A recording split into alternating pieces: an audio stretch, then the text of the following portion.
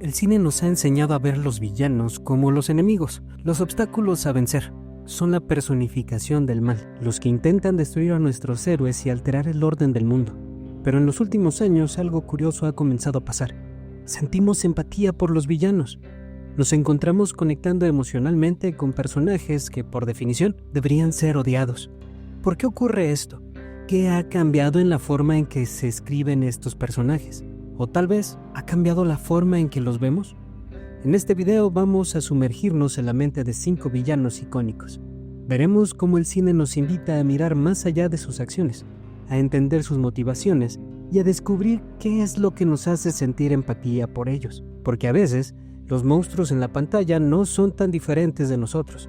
Estos personajes reflejan nuestras propias inseguridades, deseos reprimidos y miedos más profundos. Y antes de comenzar este viaje al lado oscuro, quiero pedirles que si disfrutan este tipo de contenido, se suscriban al canal, activen la campanita de notificaciones para no perderse los próximos videos y dejen su like si están tan emocionados como yo de explorar estas historias. Ahora sí, comencemos con este análisis de los monstruos más humanos del cine. El primer villano de nuestra lista es uno de los más icónicos del cine moderno, Thanos, interpretado por Josh Brolin en el universo cinematográfico de Marvel. Thanos no es un villano convencional. De hecho, muchos lo consideran uno de los antagonistas más complejos del cine de superhéroes porque, a diferencia de otros, no actúa por pura maldad o ansias de poder. Thanos cree ser el héroe de su propia historia, y es aquí donde el público comienza a sentir una extraña empatía por él. Thanos es el autoproclamado salvador del universo. Su objetivo es claro: eliminar a la mitad de la población de todas las especies para restablecer el equilibrio, evitar la sobrepoblación y, según él, salvar a los planetas de la ruina. Puede parecer una lógica escalofriante, pero su motivación viene de un lugar de profunda desesperación. Thanos vivió la destrucción de su propio mundo, Titán, debido a la falta de recursos, y quedó marcado por la incapacidad de salvarlo. Este trauma es lo que guía su misión, convirtiendo su plan genocida en un sacrificio personal. La audiencia siente empatía por Thanos porque, de alguna manera, entendemos la lógica detrás de sus acciones. Su sacrificio de Gamora, la única persona que realmente amaba, es uno de los momentos más impactantes del personaje. En esta escena no vemos a un tirano que disfruta del sufrimiento ajeno. Vemos un padre quebrado por el dolor, obligado a sacrificar lo que más ama para cumplir con lo que él cree que es su deber. Esto humaniza a Thanos de una manera que pocos villanos logran. Nos hace cuestionar nuestros propios límites y hasta qué punto estaríamos dispuestos a ir por lo que consideramos un bien mayor. El carisma de Thanos radica en su calma y determinación. No es un ser impulsivo, sino alguien que ha reflexionado sobre su plan durante mucho tiempo. Cuando pronuncia su famosa frase, "Soy inevitable", no es una amenaza vacía. Es una declaración de su convicción inquebrantable. Thanos cree ser el único dispuesto a tomar las decisiones difíciles que otros no pueden. Y aunque no estamos de acuerdo con su método, podemos entender su lógica, lo que nos coloca en un dilema moral. Es un villano que nos obliga a preguntarnos, ¿y si estuviera en lo correcto? En última instancia, Thanos es un personaje trágico. Su sacrificio y su misión lo convierten en una figura casi mesiánica, que carga con el peso del universo sobre sus hombros. Al final de Infinity War, cuando se sienta a ver el amanecer, no vemos a un tirano victorioso, sino a un hombre exhausto que ha perdido todo para lograr su objetivo. Y aunque celebramos cuando los Vengadores finalmente lo derrotan en Endgame, no podemos evitar sentir una extraña melancolía por su derrota. Thanos representa una visión distorsionada del heroísmo, y esa complejidad es lo que lo convierte en un villano tan memorable. Anton Chigurh, interpretado por Javier Bardem en No Country for Old Men, es un villano distinto a cualquier otro en nuestra lista. No es un personaje al que le puedan atribuir una motivación convencional, ni mucho menos uno que pueda ser entendido a simple vista. Chigurh es implacable, frío y a menudo parece más una fuerza de la naturaleza que un ser humano. Y sin embargo, el público siente una extraña forma de empatía hacia él. ¿Por qué? Para entenderlo debemos analizar qué es lo que representa Chigurh en la narrativa, el destino. En esta historia dirigida por los hermanos Coen, él no es solo un asesino a sueldo, Es el símbolo de la inevitabilidad de la muerte y del caos que yace detrás de nuestras vidas ordenadas. Sigurd actúa bajo un estricto código moral, aunque éste sea oscuro y perturbador. Él cree en la justicia del azar y en la lógica de la fatalidad, algo que podemos ver claramente en la escena de la moneda, donde decide la vida o la muerte de sus víctimas según sea el resultado del volado. El público siente una cierta empatía hacia Sigurd porque en su esencia representa una verdad incómoda. El destino es indiferente y la vida puede ser tan incierta como una moneda lanzada al aire. No es que lo apoyemos o justifiquemos sus actos, sino que reconocemos la filosofía que lo guía. Nos enfrentamos a nuestras propias creencias sobre el libre albedrío y el control. La escena donde enfrenta al dueño de una gasolinera es una clase magistral de tensión psicológica y simbolismo. Aquí, Sigurd no solo está jugando con la vida de su víctima, está haciendo una declaración sobre la naturaleza caprichosa del universo.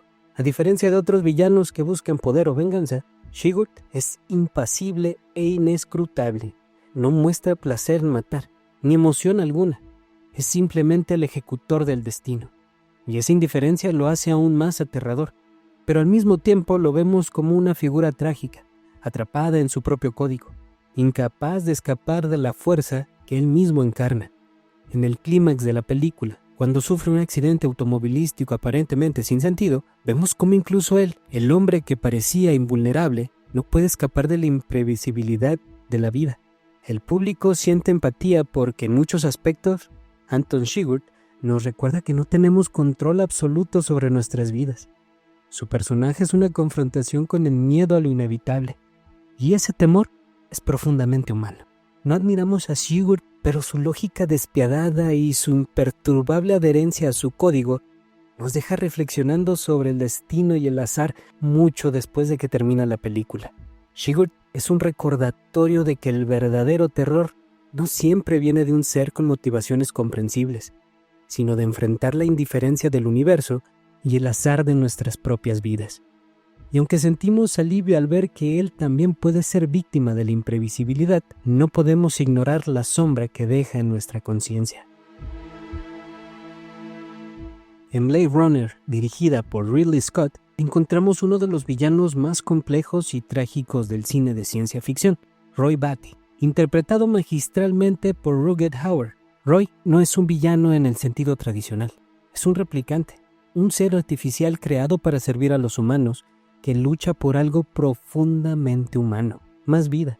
Desde el principio, la figura de Roy se erige como la de un rebelde, un ser que desafía su programación y lucha contra su creador para obtener algo que a todos nos aterra perder, el tiempo. Lo que hace tan fascinante a Roy Batty es que aunque es el antagonista de la historia, sentimos una gran empatía por él. Su motivación es completamente comprensible y su búsqueda de respuestas y de más tiempo refleja nuestros propios miedos existenciales. ¿Quién de nosotros no ha sentido alguna vez el anhelo de tener más tiempo, de vivir más intensamente? Roy Batty es un símbolo del ser humano enfrentándose a su mortalidad, un tema que resuena en el discurso final que da, conocido como el monólogo de Tears and Rain. En esta escena vemos a Roy en su momento más humano. Después de haber derrotado a Rick Deckard y tener la oportunidad de matarlo, elige salvarlo. Este acto de compasión nos revela la verdadera naturaleza de Roy. No es simplemente replicante diseñado para matar. Es una criatura que ha aprendido a valorar la vida, incluso la de su enemigo. Cuando dice, he visto cosas que ustedes no creerían, todos esos momentos se perderán en el tiempo como lágrimas en la lluvia, es hora de dormir. Sintetiza la experiencia humana mejor que cualquier otro personaje en la película. El público empatiza con Roy Batty porque, a pesar de ser un replicante, refleja nuestras propias luchas internas. Él es el símbolo de la rebelión contra un destino inevitable, de la búsqueda por encontrar significado en una vida finita. Al final, no lo vemos como un villano, sino como una víctima de un sistema que lo creó solo para desecharlo. La humanidad de Roy, irónicamente, es mucho más palpable que la de muchos personajes humanos en esta historia. Roy nos muestra que en su lucha por sobrevivir, lo que realmente busca es ser visto como un igual, como un ser que siente, que recuerda y que tiene miedo de la muerte. Y es esa vulnerabilidad la que lo convierte en uno de los antagonistas más empáticos del cine. Cuando lo vemos cerrar los ojos por última vez, No sentimos alivio por la derrota de un villano, sino tristeza por la pérdida de un ser que solo quería vivir. Roy Batty no es solo un replicante, es un reflejo de lo que significa ser humano, y eso nos deja una pregunta incómoda. ¿Quién es el verdadero monstruo?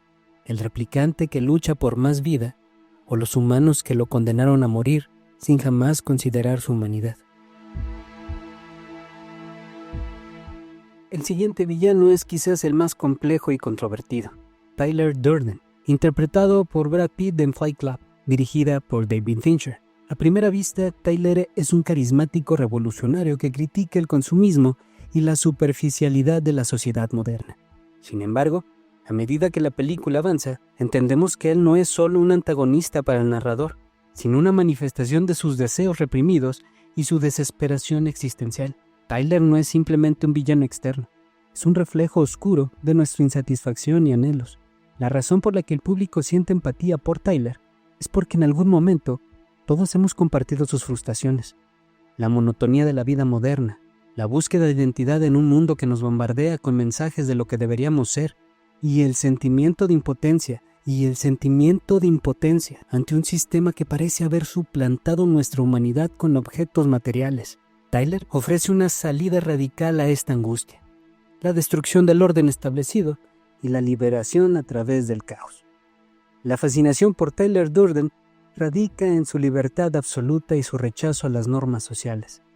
Nos seduce con su visión de un mundo sin restricciones, donde podemos ser verdaderamente nosotros mismos, sin las cadenas de lo material. Cuando dice frases como «eres el resultado de una sociedad que te ha enseñado a desear cosas que no necesitas», o «solo después de perderlo todo somos libres para hacer cualquier cosa», sus palabras resuenan porque apuntan una verdad incómoda sobre nuestras vidas. Es fácil ver por qué muchos, tanto en la película como en la audiencia, quedan atrapados por su ideología.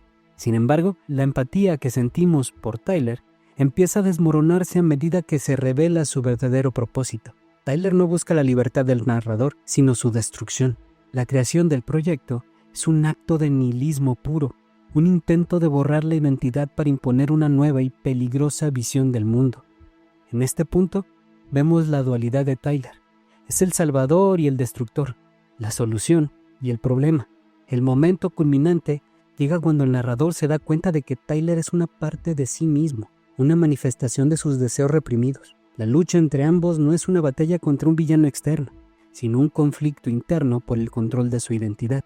Aquí es donde el público siente la empatía más profunda. Entendemos la tentación de entregarnos al caos y a la anarquía cuando todo parece perdido, pero también reconocemos el peligro de permitir que esa parte de nosotros tome el control. Al final de Fight Club, cuando el narrador toma la decisión de dispararse a sí mismo para destruir a Tyler, no es solo un acto de autolesión, sino de liberación. Es un rechazo a la ideología destructiva de Tyler y una aceptación de su propia vulnerabilidad y humanidad. Y mientras vemos cómo el mundo del narrador literalmente se derrumba, nos queda la pregunta: ¿cuánto de Tyler Durden llevamos dentro? ¿Cuánto de nuestro propio descontento estamos reprimiendo bajo la superficie? Tyler es un villano que no se puede separar del protagonista, porque él es el protagonista, o al menos una versión amplificada de sus deseos más oscuros. Nos muestra el peligro de ignorar nuestras propias insatisfacciones y el costo de buscar la libertad a través de la destrucción total. Es un recordatorio de que a veces el monstruo más aterrador no es el que enfrentamos afuera, sino el que vive dentro de nosotros mismos. Hablemos del Joker interpretado por Joaquín Phoenix en la película Joker del 2019, dirigida por Todd Phillips. Este personaje se ha convertido en un ícono, y no solo porque es uno de los villanos más famosos de la cultura popular, sino porque en esta versión el Joker es mucho más que un simple antagonista. Es un retrato visceral de la alienación y el sufrimiento humano. Desde el primer momento vemos a Arthur Fleck, un hombre que lucha por encajar en una sociedad que lo rechaza y lo pisotea constantemente. La razón por la que sentimos empatía hacia él es porque antes de ser un villano, es una víctima del sistema, de su entorno y de su propia mente. Arturo vive en una ciudad desgastada, donde la desigualdad económica y la falta de apoyo a la salud mental son evidentes. Aquí, el villano no es solo el hombre con maquillaje y sonrisa macabra, sino la sociedad que lo abandona y lo empuja al abismo.